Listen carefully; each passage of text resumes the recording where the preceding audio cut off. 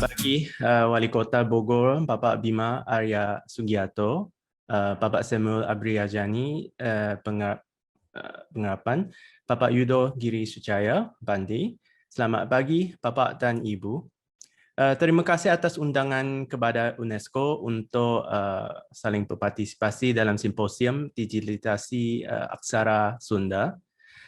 UNESCO amat senang sekali mendukung inisiatif berbeza untuk perkembangan dan mensosialisasikan Aksara Nusantara, termasuk inisiatif PANDI bersama Wali Kota Bogor pagi ini dalam usaha untuk melestarikan aksara Sunda dan juga membuat mereka sedia secara luas di berbagai platform digital.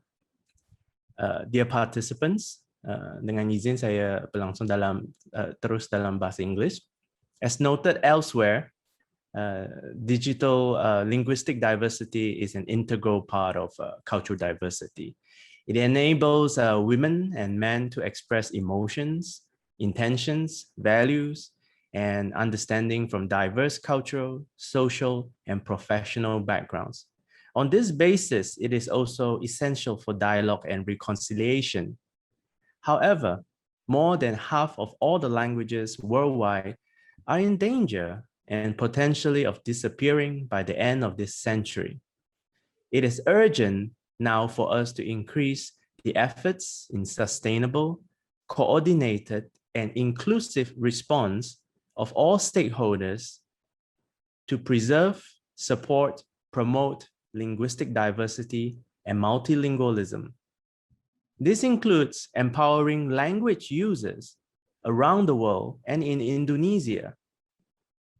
I would like to share with you that starting next year, it will be the International Decade of Indigenous Languages from 2022 to 2032. We are very glad that Bapak Yudo Giri Sucaya participated in the Asia-Pacific consultation for the International Decade last month, helping to bring the experience and the know-how of Indonesia to the global event. These international decades provide a unique opportunity for the international community to protect, to support, to promote the use of languages around the world. The proposed outcomes or the objectives of this decade includes taking actions to empower indigenous communities to sustain their participation in and inclusion in decision-making. It includes digital empowerment and access to new media.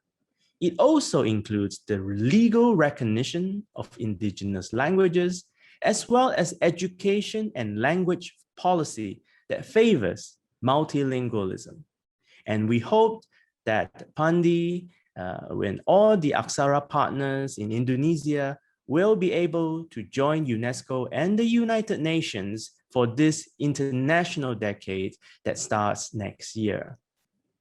The experience and the actions taken by different Aksara partners in Indonesia includes the symposium taking place today can be an important contribution to the development of indigenous languages in other countries around the world.